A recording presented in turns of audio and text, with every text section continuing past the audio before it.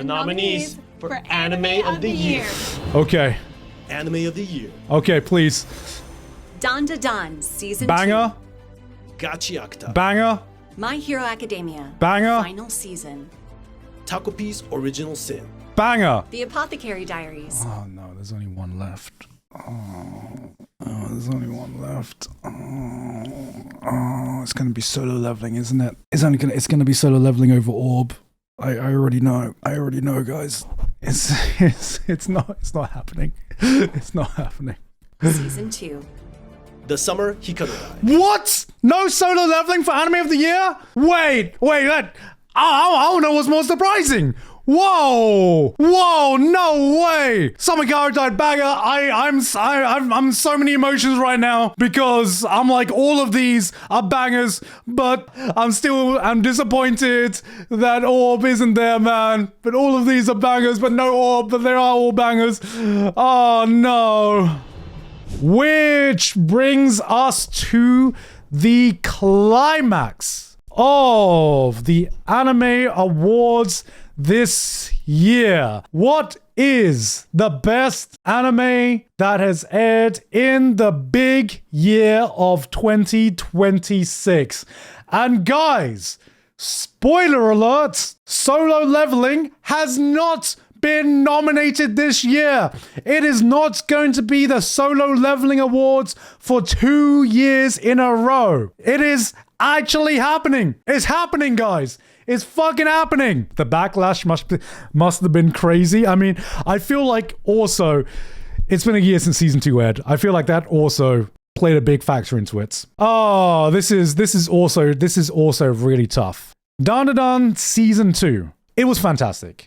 Really enjoyed it and really continued what Dan had achieved and what Dan did. A lot of people were talking about Dan season 2 less this year, and I would say that personally, I really enjoyed Dan season 2. I feel like personally, it is still cooking in terms of character development, and I really, the thing that stood out to me most about Dan season 2 is the character development that we see, and especially on the romance aspect of things as well.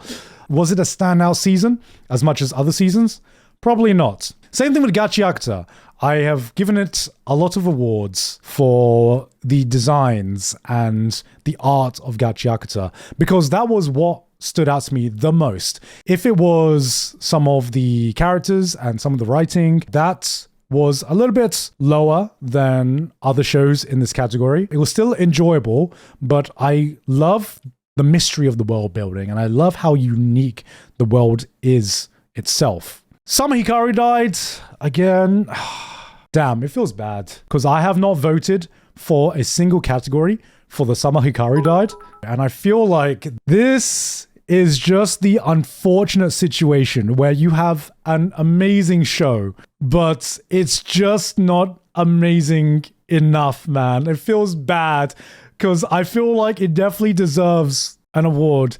It definitely deserves something, but man, it feels bad. It just wasn't goated enough, unfortunately. Apothecary Diary Season 2, similar to Dan Season 2 as well. Very strong showing, and I enjoyed it immensely. I'm going to have a lot of fond memories of Apothecary Diary Season 2, watching it with my mum. And I feel like the only thing that's stopping me from giving it Anime of the Year, because Season 2 was a fucking fantastic season. It really comes down to taste for me. Apothecary Diaries is not a show I'd usually watch, but this is a show I'm highly enjoying because of how fucking fantastic the characters are and how fucking fantastic the writing is for it. Elephant in the Room, Orb is my Anime of the Year, Far and Beyond.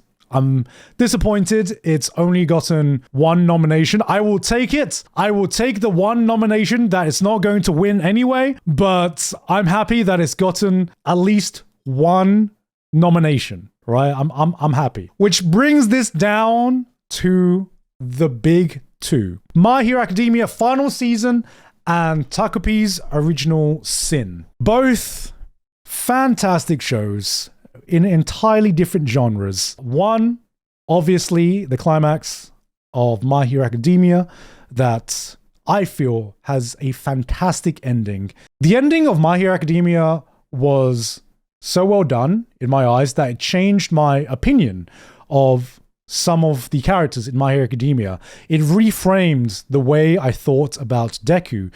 It reframed the way I thought about My Hero Academia as a whole. And on the other end, you have Takupi's Original Sin. Probably the anime this year, in terms of how emotional it got me at certain points, probably was the strongest, even though those emotions were very, very dark emotions. You know, it got me to some fucking dark places, man, that I do not want to go back to.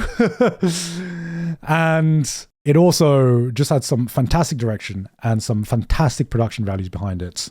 But there can only be one winner. And of course, my choice for anime of the year goes through Expedition 33. Congratulations, guys. Expedition 33 wins my anime of the year. Okay. Congratulations to France there. It's My Hero Academia final season. My Hero Academia final season, out of the two, gets my vote for anime of the year. And it's not just because it is the final season. Like I said, it is just the best ending to me for a long-running series like My Hero Academia, because it's an ending that reframed many things. It's an ending that reframed what I thought about Deku as a character and Deku as a protagonist. It not only closed off the storylines I cared about, but I feel like after My Hero Academia ended, I kind of truly appreciated it for the show that it was, right? Throughout all the seasons of My Hero Academia and throughout all my watchings of My Hero Academia, a lot of my thoughts came down to, oh man, it's not as dark, it's not as like edgy as some of the other shonens. You know, it's not like JJK or Chainsaw Man. It's so much more positive. But the fact that it stuck with that till the end and just inspired hope and optimism and showed you what a hero is truly meant to be. It just reminded me how important these kinds of stories are and how important it is for these kinds of stories to exist. It was completely transparent to what kind of a story it was going to be from season 1. And in the final season, it stayed true to itself. It never stopped being My Hero Academia, and it ended with the same message that it tried to convey from the beginning.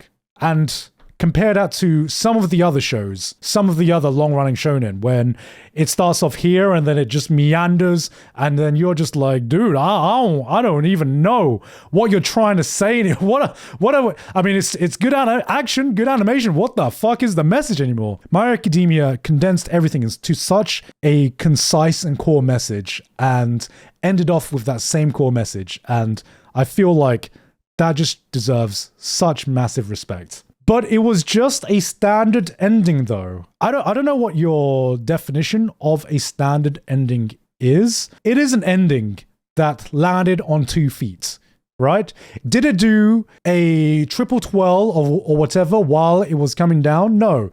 But it landed on 2 feet, and it landed perfectly on 2 feet. And the amount of anime endings that I have seen that is not a standard ending. I would say there are far more non-standard endings where the author has gotten lost in the source and we have kind of like meandered around. Has been quite a lot. And I would say that My Hero Academia may not have been the best ending in all time, in all of anime. But I do think, my personal opinion, is that I do think that it was the perfect ending for My Hero Academia, because it was one, like I said, it was one that conveyed the same messaging, the concise message that My Hero Academia was always trying to convey from the beginning. And that's, to me, what makes the ending work so well. But the ships, though, but the ships. Yes, the things people really care about. But my favorite ship didn't come to fruition, damn it.